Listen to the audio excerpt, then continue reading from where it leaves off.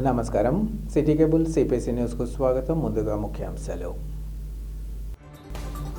రాష్ట్రంలో ఏడాది కాలంగా కూటమి ప్రభుత్వం కొనసాగిస్తున్న సుపరిపాలనపై ఇంటింటా విజయయాత్ర కార్యక్రమం.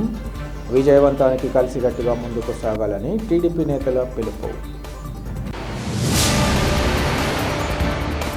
దస్తావేజు లేఖర్లు, స్టాంపు వెండర్ల జీవనోపాధిని దెబ్బతీసే విధానాలను సత్వరమే మానుకోవాలి. కేంద్ర రాష్ట్ర ప్రభుత్వాలకు ఏఐటీసీ నాయకుడు గుంటి వేణుగోపాల్ వినతి.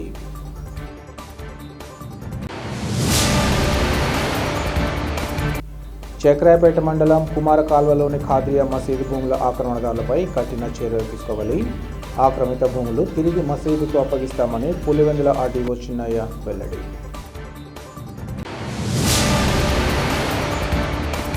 జిల్లాలోని చక్రాయపేట మండలం కుమార కాల్వ గ్రామంలో ఉన్న ఖాద్రియా మసీదుకు చెందిన భూములను ఆక్రమించుకున్న వ్యక్తులపై కఠిన చర్యలు తీసుకుంటామని పులివెందుల ఆర్డీఓ చిన్నయ్య తెలిపారు.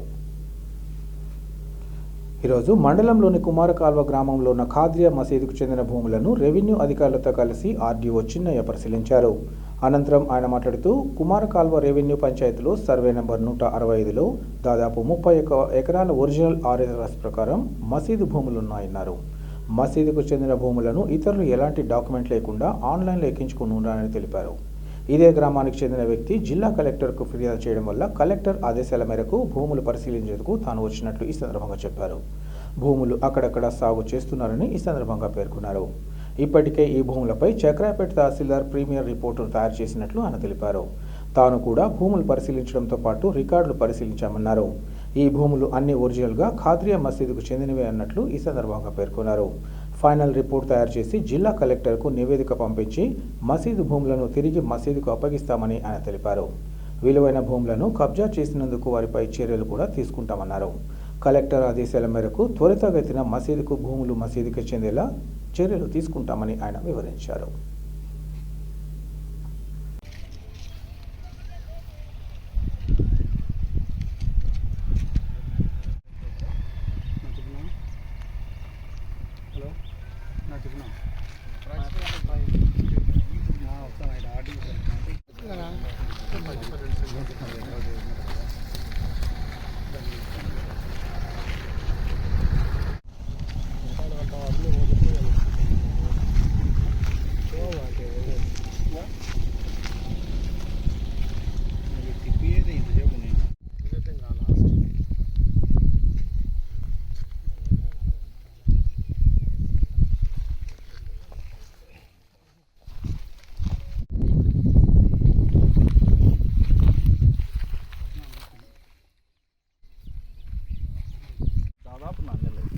శుక్రవారం వస్తే మేము తప్పనిసరి అక్కడ నమాజులు చేయాలి కాబట్టి వేంపల్లి నుండి ఎవరినో ఒకరిని పిలుచుకొని వచ్చి వాళ్ళకి ఎంతో కొంత ఇచ్చి మేము తీసుకొచ్చి గడపాల్సిన పరిస్థితి వస్తాం.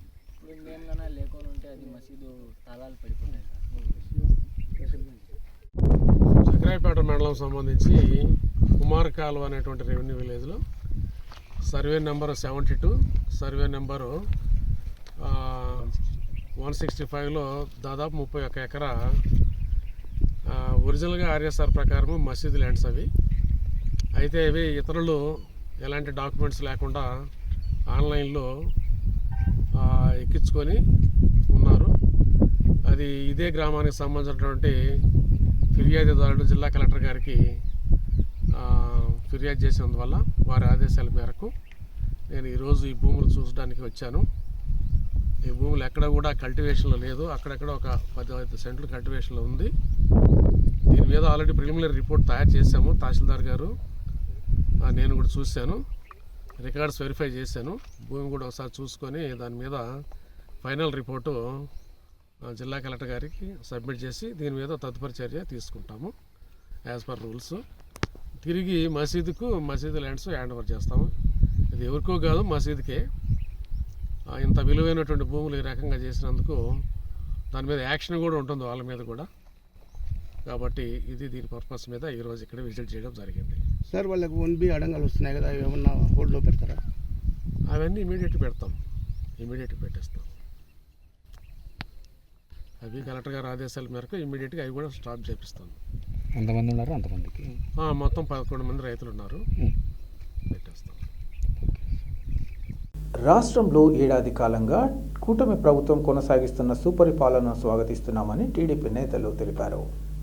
ముఖ్యమంత్రి చంద్రబాబు నాయుడు ఆదేశాల మేరకు MLA Madhava Reddy, TDP politburo సభ్యుడు శ్రీనివాసరెడ్డి సూచనలతో టీడీపీ నేతలు ఆందూరి రాంప్రసాద్ రెడ్డి, రాజగోపాల్ రెడ్డి, వల్లి, హాజీ ఆధ్వర్యంలో సుపరిపాలన తొలి అడుగు ఇంటింటా విజయయాత్రను చేపట్టారు. కార్యక్రమంలో భాగంగా టీడీపీ నేతలు, పార్టీ ప్రతినిధులు, జనసేన నాయకులు, డివిజన్, బూత్ ఇన్ఛార్జీలు, కార్యకర్తలు, అభిమానులందరూ కలిసి సుపరిపాలన తొలి అడుగు ఇంటింటా విజయయాత్ర కేక్ కట్ చేసి సంబరాలు చేసుకున్నారు. ఈ విజయయాత్రలో భాగంగా సూపర్ 6 మేనిఫెస్టోలో అమలుపరిచిన కార్యక్రమాలు ఎన్టీఆర్ పెన్షన్ భరోసా, అన్న క్యాంటీన్లు, ఉచిత ఇసుక, ఉచిత దీపం సిలిండర్, అన్నదాత సీఎం కిసాన్, తల్లికి వందనం, మత్స్యకారులకు 20,000 రూపాయల నగదు పారితోషికం, విద్యార్థులకు మేలు రకమైన సన్నబియ్యంతో డొక్కా సీతమ్మ మధ్యాహ్న భోజన పథకం, రేషన్ కార్డు లేని వారికి కొత్త రేషన్ కార్డు మంజూరు, పెన్షన్ తీసుకుంటూ చనిపోయిన కుటుంబాలకు ఆసరాగా నిలుస్తూ స్పౌస్ పెన్షన్ ద్వారా తక్షణమే పెన్షన్ మంజూరు చేసే విధానం, నిరుద్యోగ యువకులకు డిఎస్సి ద్వారా ఉద్యోగ కల్పన, ఉపాధి పరిశ్రమలను ప్రవేశపెడుతూ జాబ్ మేళాలు, ఇలా అనేక రకమైన సంక్షేమ పథకాలు ప్రజలకు తెలిసేలా ప్రతి డివిజన్లో విజయయాత్ర చేపట్టినట్లు ఆయన తెలిపారు. కార్యక్రమాన్ని విజయవంతం చేసేలా టీడీపీ శ్రేణులు అందరూ కలిసికట్టుగా ముందుకు సాగాలని పిలుపునిచ్చారు.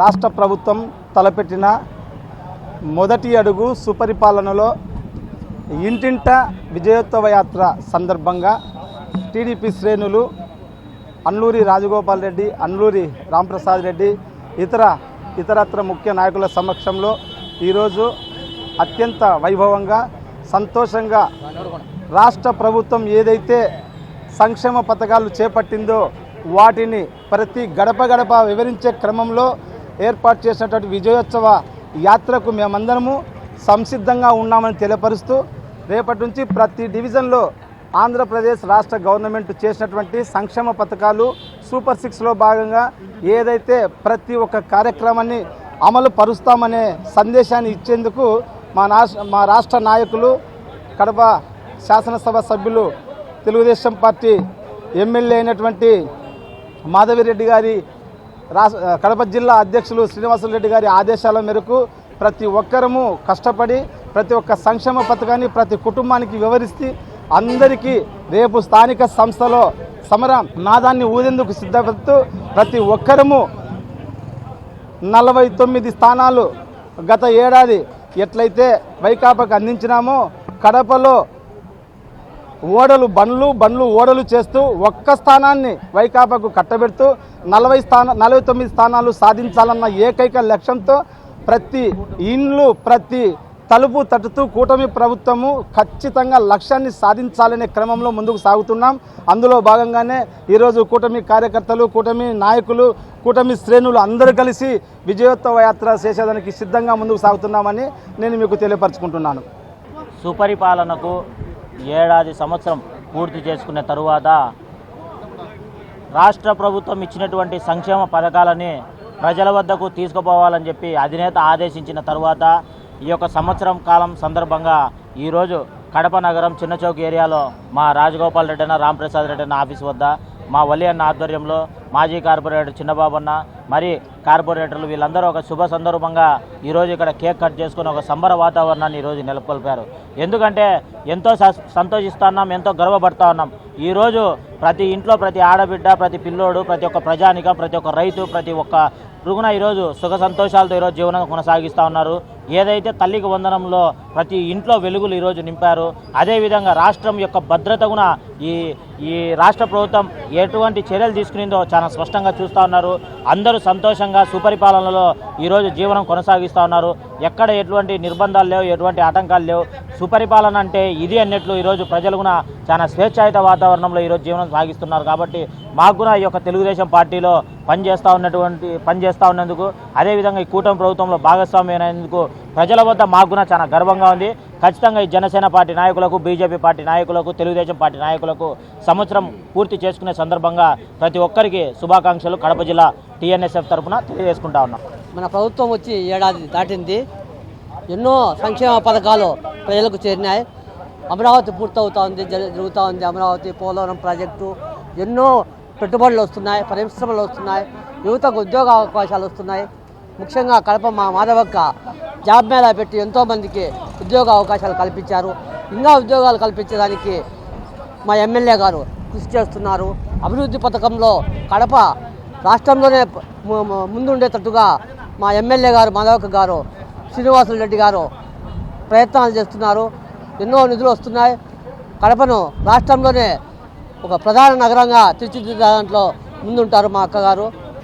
ఏదైతే కూటమి ప్రభుత్వంలో ముఖ్యమంత్రి నారా చంద్రబాబు నాయుడు గారు సూపర్ 6 హామీల గురించి ఏదైతే ఆనాడు ఎలక్షన్ ప్రచారంలో చెప్పారో, చెప్పిన విధంగా కూటమి ప్రభుత్వం ఏర్పాటైన తరువాత అవన్నీ కూడా ఆచరణలో పెట్టే కార్యక్రమంలో భాగంగా డిఎస్సి నోటిఫికేషన్ అయితేనేమి, తల్లికి వందనం ఏదైతే ఇచ్చిన మాట కట్టుబడి ఎంతమంది పిల్లలు ఉంటే అందరికీ కూడా వేస్తామని చెప్పారో ఆ మాటకు కట్టుబడి ఇవాళ అందరి తల్లుల అకౌంట్లో కూడా డబ్బులు పడడం జరిగింది.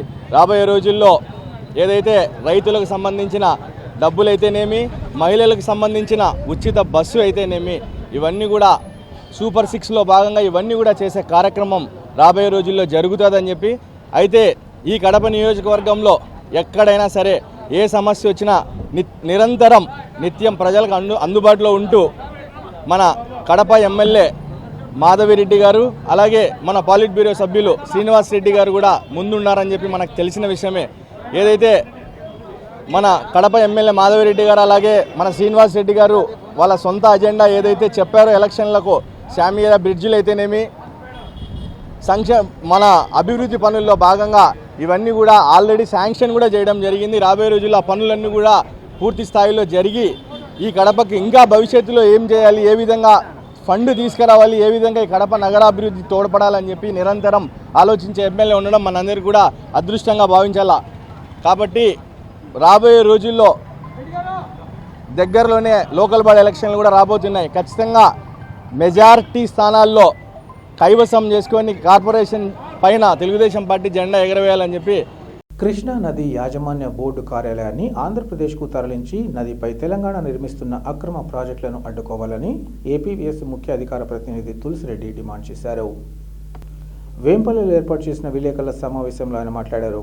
విభజన చట్టం సెక్షన్ 85 సబ్సెక్షన్ 1 ప్రకారం రాష్ట్ర విభజన జరిగిన 60 రోజుల లోపల కృష్ణా నది యాజమాన్య బోర్డు కార్యాలయాన్ని ఆంధ్రప్రదేశ్లో ఏర్పాటు చేయాల్సి ఉందన్నారు. అయితే విభజన జరిగి 11 సంవత్సరాలైనా తెలంగాణ రాష్ట్రంలోని హైదరాబాద్లోనే కార్యాలయం ఉండడం శోచనీయమన్నారు. ఈ కార్యాలయాన్ని ఆంధ్రప్రదేశ్లోని శ్రీశైలంలో కానీ కర్నూలులో ఏర్పాటు చేసే విధంగా ఆంధ్రప్రదేశ్ ప్రభుత్వం బోర్డుపై 27న జరిగే సమావేశంలో ఒత్తిడి తేవాలన్నారు. అలాగే బచావత్ ట్రైబ్యునల్ నీటి కేటాయింపులు లేకుండా కేంద్ర జల సంఘం, కృష్ణా నది యాజమాన్య బోర్డు, అపెక్స్ కౌన్సిల్ అనుమతులు లేకుండా ఎగువన ఉన్న తెలంగాణ ప్రభుత్వం అక్రమ చర్యలు చేపట్టడం తగదన్నారు. శ్రీశైలం రిజర్వాయర్ నుంచి 90 టీఎంసీలు ఎత్తిపోసే విధంగా పాలమూరు రంగారెడ్డి ప్రాజెక్టును, 30 టీఎంసీలు ఎత్తిపోసే విధంగా డిండి ప్రాజెక్టును నిర్మిస్తోందన్నారు.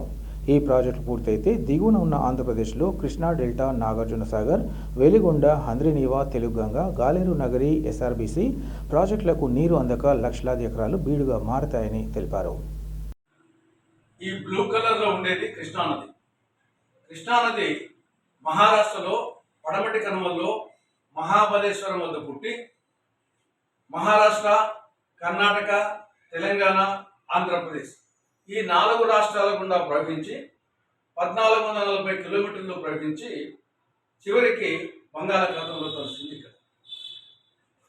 ఇది అంతర్రాష్ట్ర నది కాబట్టి ఈ యొక్క నీటి కేటాయింపులు బచావత్ ట్రిబ్యునల్ వివిధ రాష్ట్రాల మధ్య చేసింది.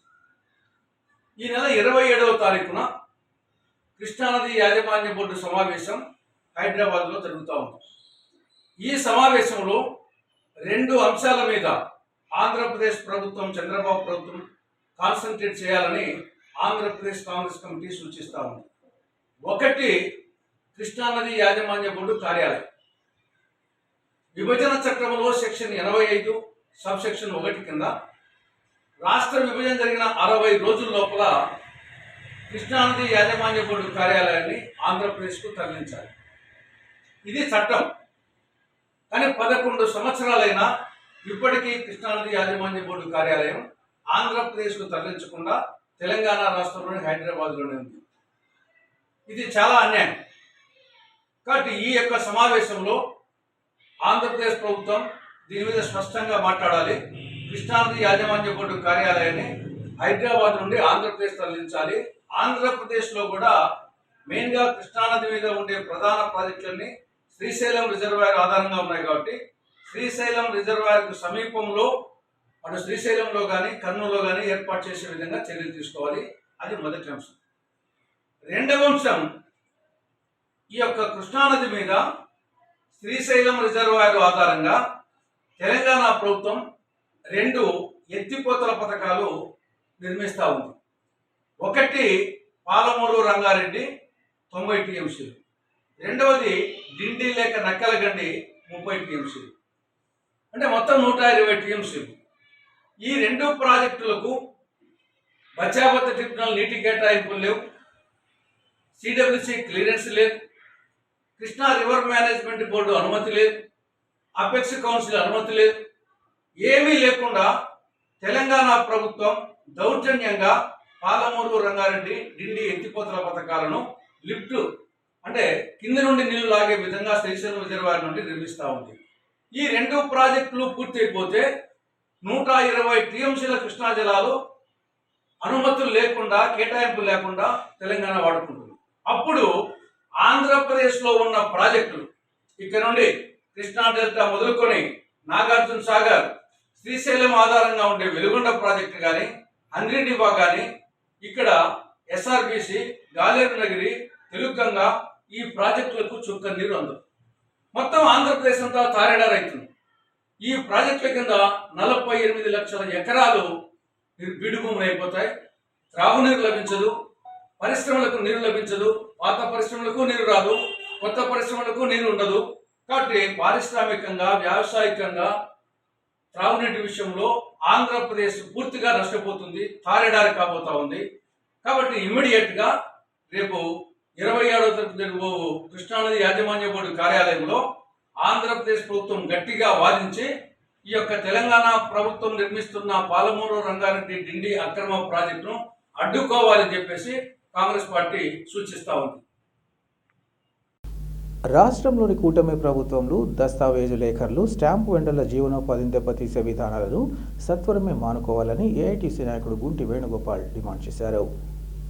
కడప నగరంలోని ఐఎంఏ హాల్లో కేంద్ర ప్రభుత్వం ప్రవేశపెడుతున్న ది రిజిస్ట్రేషన్ బిల్లు 2025లోని పేపర్లెస్ విధానాన్ని వ్యతిరేకించాలని, ఫిజికల్ డాక్యుమెంట్ విధానాన్ని కొనసాగించాలని కోరుతూ రాయలసీమ జిల్లాల దస్తావేజు లేఖర్లు, స్టాంపు వెండర్ల జేఏసీ ఆధ్వర్యంలో ఈరోజు సమావేశాన్ని నిర్వహించారు. ఈ సందర్భంగా వేణుగోపాల్ మాట్లాడుతూ, గత ఎన్నికల సందర్భంగా కూటమి నేతలు రాష్ట్రంలో ల్యాండ్ టైటిలింగ్ చట్టం రద్దు చేసి ఫిజికల్ డాక్యుమెంట్ విధానాన్ని కొనసాగిస్తామని స్పష్టమైన హామీ ఇచ్చిందన్నారు. గత ప్రభుత్వం చేసిన తప్పిదాన్ని ఎత్తి చూపించి తద్వారా ప్రజల మద్దతుతో అధికారంలోకి చేపట్టాక హామీలను విస్మరించడం తగదన్నారు. రిజిస్ట్రేషన్ శాఖలో పేపర్లెస్ విధానం అమలైతే కూటమి నేతల మాటలకు విలువ ఉండదని తెలుసుకోవాలన్నారు. పేపర్ లేకుండా డాక్యుమెంట్ రిజిస్ట్రేషన్ అనేది జరిగే పని కాదని రాష్ట్ర ప్రభుత్వం గుర్తుంచుకోవాలన్నారు. కోట్లాది రూపాయలతో కొని లక్షలాది రూపాయలు వెచ్చించి రిజిస్ట్రేషన్ చేసుకునే ఆస్తులకు వాట్సాప్ గవర్నెన్స్ టెంప్లెట్స్ పేరుతో ఆన్లైన్ విధానాన్ని అమలు చేయడం సరికాదన్నారు. ఈ క్రమంలో స్టాంపుల వ్యవస్థను కొనసాగించాలని, ఫిజికల్ డాక్యుమెంట్లను కొనసాగించాలని కోరారు. ఈ నెల 25వ తేదీ ప్రజాభిప్రాయ సేకరణ పూర్తవుతున్న తరుణంలో పార్లమెంటులో పెట్టబోయే ఈ బిల్లును ఆమోదం పొందే అవకాశాలు ఉండడం ఆందోళన కలిగిస్తోందన్నారు. ఫిజికల్ డాక్యుమెంట్లు లేకపోతే ఆస్తులకు భద్రత ఉండదని భావిస్తున్న ప్రజానికం అభిష్టాన్ని గుర్తించాలన్నారు. ఈ అంశంగా ప్రభుత్వ తీరులో మార్పు వచ్చే వరకు కార్యాచరణ రూపొందిస్తామని ఆయన తెలిపారు. ఈ సమావేశంలో రాయలసీమ జిల్లాల దస్తావేజు లేఖర్లు, స్టాంపు వెండర్ల జేఏసీ నాయకులు, ఇంకా స్టాంపు వెండర్లు, దస్తావేజు లేఖర్లు పాల్గొన్నారు. 5లో పేపర్లెస్ విధానాన్ని వ్యతిరేకిస్తూ ఫిజికల్ డాక్యుమెంట్ విధానాన్ని కొనసాగించాలని డిమాండ్ చేస్తూ కడప పాత రిమ్స్లో రాయలసీమ జిల్లాల దస్తావేజు లేఖర్ల సమావేశాన్ని నిర్వహించుకుంటా ఉన్నాం. కేంద్ర ప్రభుత్వం ప్రవేశపెడుతున్నటువంటి బిల్లు సంబంధించి ఈ నెల 25వ తేదీ నాటికి ప్రజాభిప్రాయ సేకరణ పూర్తి చేసుకునేటువంటి సందర్భంలో ఈ రిజిస్ట్రేషన్ బిల్లులో వచ్చేటువంటి ఇబ్బందులన్నింటినీ ప్రభుత్వం దృష్టికి తీసుకుపోయి ఫిజికల్ డాక్యుమెంట్ విధానాన్ని కొనసాగించాలని డిమాండ్ చేస్తూ ఈ సమావేశంలో తీర్మానించుకోవడం జరుగుతూ ఉంది. ప్రభుత్వం ఎన్నికల సందర్భంగా పేపర్లెస్ రిజిస్ట్రేషన్ వలన ప్రజలకు చాలా ఇబ్బంది అవుతుందని, దీనివలన ప్రజల ఆస్తులు కోల్పోయేటువంటి ప్రమాదం ఉంటుందని చెప్పేసి కూటమి నేతలు ఎలక్షన్ల సందర్భంగా చెప్పడం జరిగింది. అదే కూటమిలో భాగస్వామ్యమైనటువంటి కేంద్ర ప్రభుత్వం ఇప్పుడు అదే బిల్లును తీసుకువచ్చి పేపర్లెస్ విధానాన్ని ప్రవేశపెడుతున్నటువంటి సందర్భంలో ఈ పేపర్లెస్ విధానం వలన ప్రజల ఆస్తులకు ఇబ్బంది కలుగుతుందని, అలాగే 1908 అనేటువంటి స్టాంపు చట్టంలోని అనేక అంశాలన్నీ కూడా కనుమరుగయ్యి ప్రజల ఆస్తులకు ఇబ్బంది కలిగేటువంటి పరిస్థితులు నెలకొంటాయని చెప్పేసి ఈ సందర్భంగా తెలియజేస్తూ ఉన్నాం. అందుకోసమనేసి రాష్ట్ర ప్రభుత్వం ఏదైతే గత ఎన్నికల్లో ప్రచారంలోకి తెచ్చుకొని ఓట్లు శాతం పెంచుకొని లబ్ధి పొంది అధికారంలోకి వచ్చిందో అదే పేపర్లెస్ విధానాన్ని కేంద్ర ప్రభుత్వం ప్రవేశపెడుతున్నటువంటి సందర్భంలో రేపు రాష్ట్ర ప్రభుత్వాన్ని అడిగేటువంటి సూచన, ఈ రాష్ట్రంలో ఉన్నటువంటి 1,00,000 మంది డాక్యుమెంట్ రైటర్లకు, స్టాంపు వెండర్లకు, ఇందుపైన ఆధారపడి జీవించేటువంటి వాళ్ళ జీవనోపాధికి భంగం కలగకుండా ఉండే విధంగా చర్యలు తీసుకోవాలని చెప్పేసి రాష్ట్ర ప్రభుత్వానికి విజ్ఞప్తి చేస్తూ ఉన్నాం. రాయలసీమ దస్తావేజ్ లేకుల యూనియన్ తరఫున అందరం కలిసి కేంద్ర ప్రభుత్వం తీసుకొని వస్తున్న పేపర్లెస్ విధానాన్ని వ్యతిరేకిస్తూ మన రాష్ట్ర ప్రభుత్వం కూడా డాక్యుమెంటేటర్లకు సహకరించి అందరికీ మేలు చేసే విధంగా, డాక్యుమెంటేటర్లకు మరియు స్టాంప్ వెండర్లకు మేలు చేసే విధంగా చర్యలు తీసుకోవాలని కోరుకుంటున్నాం. ఈ ప్రభుత్వం వచ్చిన తర్వాత ఏదైతే హామీ ఇచ్చారో ఆ హామీ నెరవేర్చాలని కోరుకుంటున్నాము. ముఖ్యంగా రైతులు, ప్రజలు ఈ పేపర్లెస్ విధానాన్ని కనీసం సమర్థించడం లేదు. అది ఎట్టో ప్రజాసేకరణ పెట్టారు కాబట్టి ప్రజలకైతే సామాన్యంగా ఎవరికీ ఇష్టం లేదు. దస్తావేజు లేఖలతో పాటు ప్రజలు కూడా చాలా ఇబ్బందులు పడే సూచన తెలుస్తూ ఉంది. కాబట్టి ఈ పేపర్లెస్ విధానాన్ని రద్దు చేసుకుంటే చాలా మంచిది. ఇప్పుడు ఒక స్థలం కాడ కావచ్చు, పొలం కాడ కావచ్చు, ఏదైనా తగాదా జరిగిందంటే మనం ఎత్తుకొని సెల్ ఫోను, ల్యాప్టాపు ఇవన్నీ ఎత్తుకొని పోలేం కదా. ఏదో బస్సు కొనుక్కున్నట్టో, కారు కొనుక్కున్నట్టో, బండి కొనుక్కున్నట్టో, ఏదో చిన్న అది ఆర్టీఓ వాళ్ళు ఇచ్చినట్టు ఆర్సీ బుక్ లాగా ఉంటే అది కుదరదు. మనం పోయిన స్థిరాస్తి అనేది, భూమి అనేది, మనం పోయిన భూమి అనేది స్థిరంగా ఉంటుంది. ఆ భూమితో పాటు స్థిరంగా ఉండేది ఏదైనా ఉందంటే ఒక డాక్యుమెంట్ మాత్రమే. ఆ డాక్యుమెంట్ ఉంటేనే ఏ సమస్యకైనా పరిష్కారం ఖచ్చితంగా జరుగుతుంది. కాబట్టి డాక్యుమెంట్లు ఉండాలి. డాక్యుమెంట్ ఉంటేనే ఎవరికైనా సంతోషంగా ఉంటుంది. మనం పోయినా మన ఆస్తి మన వారసులకు దక్కాలి అంటే ఒక డాక్యుమెంటే ముఖ్యం. కాబట్టి దయచేసి రైతులకు, ప్రజలకు సంబంధించిన ముఖ్యమైన విషయం ఏదన్నా ఉందంటే ఆస్తి అంటేనే ప్రజలంటేనే ఆస్తి. కాబట్టి ఈ పేపర్లెస్ విధానాన్ని రద్దు చేయవలసిందిగా కోరుతున్నాను. ఈరోజు గుంటి వేణుగోపాల్ గారి ఆధ్వర్యంలో కడపలో మేమందరం సమావేశమయ్యాము. ఈ విషయం గురించి రాష్ట్ర ప్రభుత్వానికి తెలిసి వచ్చేలా కార్యాచరణ ఏం జరగాలి అనే సమావేశానికి ఇక్కడ హాజరయ్యాము. ఇకపోతే అక్షరాస్యులైతేనేమి, నిరక్షరాస్యులైతేనేమి ఎవరైనా కానీ ఇటువంటి బిల్లుని ఎవరు సమర్థించడం లేదు. ఒక వ్యక్తికి ఆస్తిపత్రం ఉందంటే అతను తనతోనే ఒక ఇల్లు కానీ, పొలం కానీ తన బీరువాలో భద్రంగా ఉన్నట్టు భావించేటువంటి దస్తావేజుని ఇవ్వకపోవడం అనేది ఇది చాలా సరైన పద్ధతి కాదని మేమందరము దీన్ని వ్యతిరేకిస్తూ కార్యాచరణ గురించి ఈరోజు ఇక్కడ సమావేశమయ్యాము. వార్తలు ముగించే ముందు ముఖ్యాంశాలు మరోసారి. రాష్ట్రంలో ఏడాది కాలంగా కూటమి ప్రభుత్వం కొనసాగిస్తున్న సుపరిపాలనపై ఇంటింటా విజయయాత్ర కార్యక్రమం. విజయవంతానికి కలిసికట్టుగా ముందుకు సాగాలని టీడీపీ నేతల పిలుపు. దస్తావేజు లేఖర్లు, స్టాంపు వెండర్ల జీవనోపాధిని దెబ్బతీసే విధానాలను సత్వరమే మానుకోవాలి. కేంద్ర, రాష్ట్ర ప్రభుత్వాలకు ఏఐటీసీ నాయకుడు గుంటి వేణుగోపాల్ వినతి.